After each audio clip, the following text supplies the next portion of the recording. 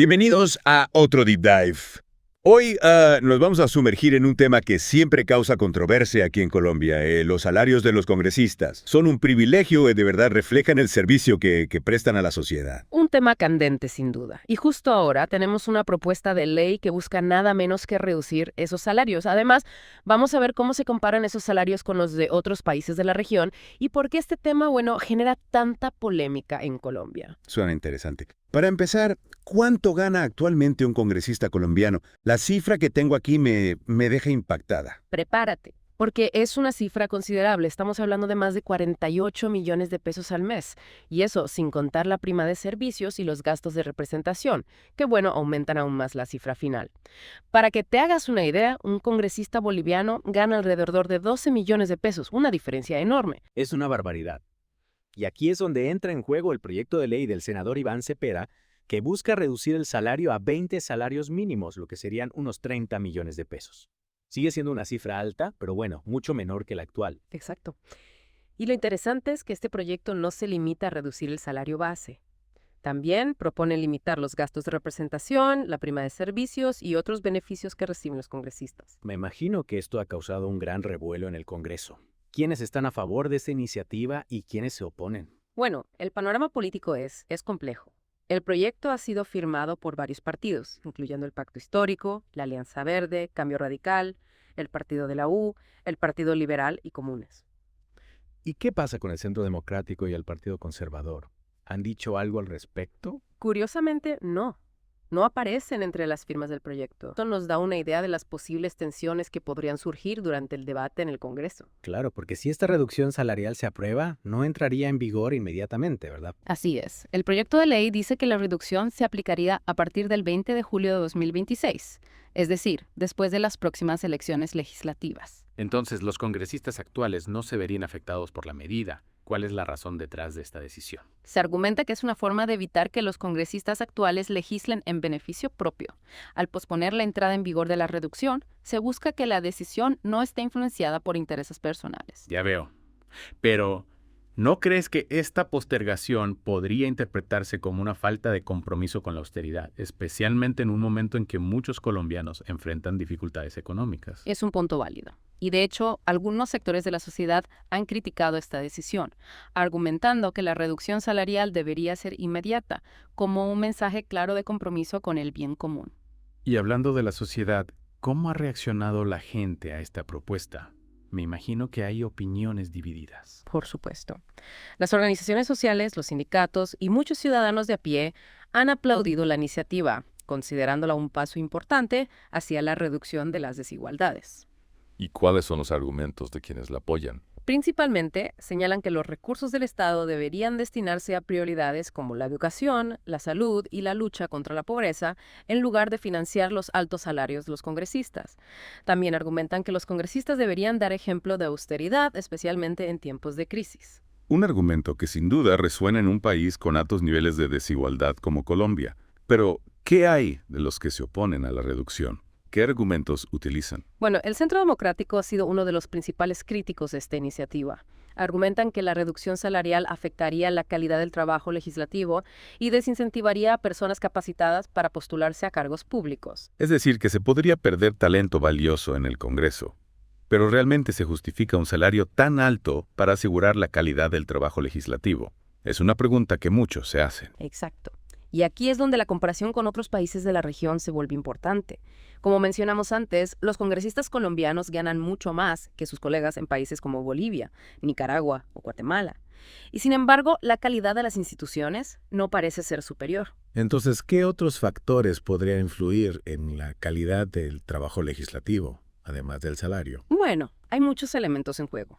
La formación académica de los congresistas, su experiencia previa, su compromiso con el bien común, la transparencia en los procesos legislativos, la participación ciudadana. Todos estos factores influyen en la calidad del trabajo que se realiza en el Congreso. Claro, reducir el salario no es una solución mágica para mejorar el Congreso, pero podría ser un primer paso para un cambio más profundo. ¿Podría serlo? siempre y cuando se acompañe de otras medidas que fortalezcan la democracia y las instituciones. Y también es importante considerar el impacto que esta medida podría tener en la percepción ciudadana. ¿A qué te refieres con la percepción ciudadana? En un país con altos niveles de desconfianza hacia la clase política, la reducción de los salarios de los congresistas podría ser vista como un gesto de buena voluntad, un primer paso para recuperar la confianza ciudadana. Es un punto interesante. Parece que la reducción salarial no solo tendría un impacto económico, sino también simbólico. Podría ser una señal de que los congresistas están dispuestos a hacer sacrificios por el bien del país. Exactamente. Y esto nos lleva a la siguiente pregunta.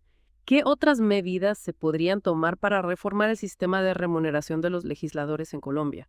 Hay alternativas a la simple reducción salarial. Decías que hay alternativas a simplemente reducir el salario de los congresistas. Cuéntame un poco más sobre esas propuestas. Claro, una idea que ha surgido es vincular el salario de los congresistas al salario promedio de los trabajadores del sector público, como se hace en Uruguay. O sea, si el salario promedio de los trabajadores aumenta, el de los congresistas también, y viceversa. Interesante. ¿Y qué beneficios se buscan con este modelo? Bueno, por un lado, se busca que los congresistas estén más conectados con la realidad económica del país, que sientan el impacto de las fluctuaciones salariales, ¿no? Como los ciudadanos de a pie. Tiene sentido. Evitaría que vivan en una burbuja, ajenos a la realidad de muchos colombianos.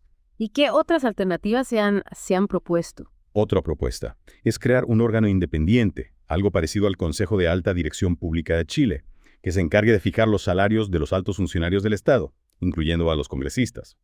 Este consejo estaría formado por expertos independientes, sin afiliación política, para garantizar la transparencia y la objetividad en la fijación de los salarios. Me gusta la idea de un organismo independiente. Sacaría la decisión de las manos de los propios congresistas, lo que podría reducir el riesgo de conflicto de intereses. Exacto. Se busca una mayor transparencia y evitar que la decisión se tome con base en intereses personales. Hablando de transparencia, mencionabas que además del salario base, los congresistas reciben otros beneficios. Explícame un poco más sobre eso. Además del salario base, que ya dijimos que supera los 48 millones de pesos, los congresistas reciben gastos de representación, que este año, ascienden a más de 20 millones de pesos. También reciben una prima de servicios, que para este año ronda los 15 millones de pesos. Uf, es una suma considerable. Sí. Y eso es todo. No es todo. También tienen acceso a beneficios como seguro médico, plan de pensiones y viáticos para viajes al exterior. O sea, el paquete completo. Ya veo. Entonces, la discusión sobre el salario de los congresistas no se limita solo al salario base, sino que abarca también todos estos beneficios adicionales. Es importante que la ciudadanía tenga una visión completa del panorama. Totalmente. Y aquí es donde el proyecto de ley del senador Cepeda propone cambios importantes, no solo en el salario base, sino también en estos beneficios adicionales. ¿Y en qué consisten esos cambios? El proyecto busca limitar los gastos de representación a un porcentaje determinado del salario base, y propone que la prima de servicios se calcule sobre el salario base reducido. Esas medidas sí que tendrían un impacto considerable en la reducción de los ingresos totales de los congresistas. Sin duda. Y más allá del impacto económico, estas medidas podrían enviar un mensaje de austeridad y compromiso con el bien común por parte de la clase política. Un mensaje que podría ser bien recibido por la ciudadanía, que en este momento exige mayor transparencia y responsabilidad a sus líderes. Precisamente. Y en este contexto surge una pregunta importante. ¿Reducir el salario de los congresistas podría afectar la calidad del trabajo legislativo? Es un tema que genera mucho debate. Algunos argumentan que una reducción salarial podría desincentivar a personas capacitadas a aspirar a un cargo público, lo que podría afectar la calidad del debate legislativo. ¿Y tú qué piensas? ¿Es el salario el principal motivador para servir en el Congreso? Idealmente, la vocación de servicio público no debería estar motivada únicamente por el salario. Los congresistas deberían ser personas con un compromiso genuino con el bien común y con la voluntad de servir a la sociedad. Es cierto, el trabajo legislativo debería ser un servicio público, no un negocio. Exacto.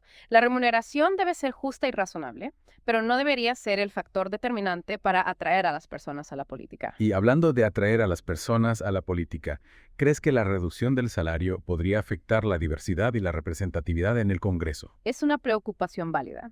Si el salario es muy bajo, podría ser difícil para personas de bajos recursos o con menos oportunidades económicas, aspirar a un cargo público. Esto podría afectar la diversidad y la representatividad en el Congreso, lo que sería perjudicial para la democracia. Claro, la diversidad de voces y experiencias es fundamental para un Congreso que represente a toda la sociedad. Precisamente, la discusión sobre el salario de los congresistas debe ser integral y considerar todos los aspectos, tanto económicos como sociales y políticos. Es un debate complejo que requiere un análisis profundo y una visión de largo plazo. Y es crucial que la ciudadanía participe en este debate y haga oír su voz. Totalmente de acuerdo. La decisión sobre el salario de los congresistas nos afecta a todos y es fundamental que se tome de forma transparente y democrática, teniendo en cuenta el interés general de la sociedad. Y ahora, para concluir esta segunda parte, me gustaría preguntarte, ¿qué podemos esperar en los próximos meses? ¿Cómo crees que se desarrollará el debate sobre el salario de los congresistas en Colombia? El proyecto de ley del senador Cepeda aún tiene un largo camino por recorrer. Debe pasar por 8 debates en el Congreso antes de convertirse en ley. Es un proceso que, seguramente estará marcado por intensas discusiones y negociaciones entre los diferentes partidos políticos. Se avecinan meses de debate y controversia en el Congreso. Así es. Veremos diferentes estrategias y argumentos por parte de los sectores que apoyan y se oponen a la reducción salarial. También es posible que veamos movilizaciones ciudadanas a favor y en contra de la iniciativa. Será un proceso fascinante de observar. Estaremos atentos para analizarlo en detalle y brindar a nuestra audiencia toda la información necesaria para comprender este complejo debate. Exacto. Y te invitamos a ti, nuestro oyente, a que nos acompañes en este viaje. Mantente informado, participa en el debate y haz oír tu voz. Al final, la decisión sobre el salario de los congresistas nos afecta a todos. Hemos analizado en profundidad la propuesta de reducir el salario de los congresistas, sus posibles beneficios y las preocupaciones que genera. Y ahora, me gustaría entrar en un terreno hipotético. ¿Qué pasaría si esta iniciativa se convierte en ley? Es la pregunta del millón. Imaginemos que esa reducción salarial se hace realidad. Realmente tendría un impacto positivo en la calidad del trabajo legislativo. Se reduciría la corrupción, mejoraría la confianza ciudadana en las instituciones. Empecemos por la calidad del trabajo legislativo. Algunos creen que una reducción salarial podría atraer a personas más motivadas por el servicio público que por el dinero, lo que a su vez podría elevar la calidad del debate y la toma de decisiones en el Congreso. Es una posibilidad, claro, pero también hay que considerar la otra cara de la moneda. ¿Qué pasa con aquellos que tienen la capacidad y la experiencia para legislar, pero no pueden permitirse hacerlo con un salario reducido? Podríamos estar cerrándole las puertas del Congreso a personas valiosas solo por una cuestión económica. Es un riesgo que no podemos ignorar. La reducción salarial podría crear una barrera para participación de personas con menos recursos, limitando la diversidad y la representatividad en el Congreso. Exacto. Se necesitarían mecanismos para garantizar que el talento y la experiencia no se vean excluidos por motivos económicos. Becas, apoyos o algún tipo de compensación para quienes realmente demuestren su compromiso con el servicio público. Pasemos ahora a otro tema que siempre genera controversia: la corrupción. Algunos argumentan que la reducción salarial podría reducir los incentivos para participar en actos corruptos. ¿Qué opinas tú al respecto? La relación entre salario y corrupción es complicada.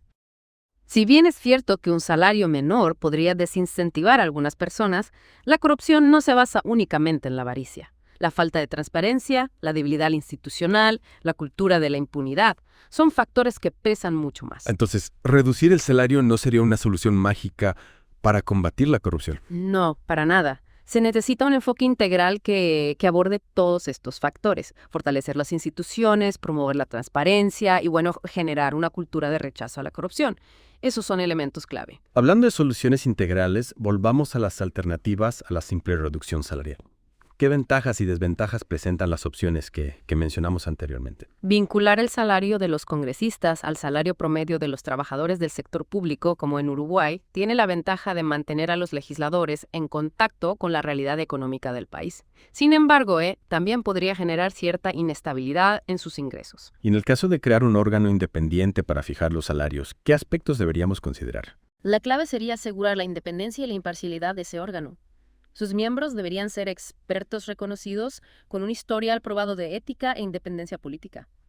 También sería importante establecer mecanismos de transparencia para que la ciudadanía pueda, comprender y validar sus decisiones. Es un tema que sin duda va a generar mucha discusión y debate. Y hablando de debate, me gustaría cerrar este deep dive reflexionando sobre la importancia de la participación ciudadana en este proceso. Es fundamental que la ciudadanía se informe, se involucre y haga oír su voz. Este no es un tema que solo concierne a los políticos, nos afecta a todos. Tienes toda la razón.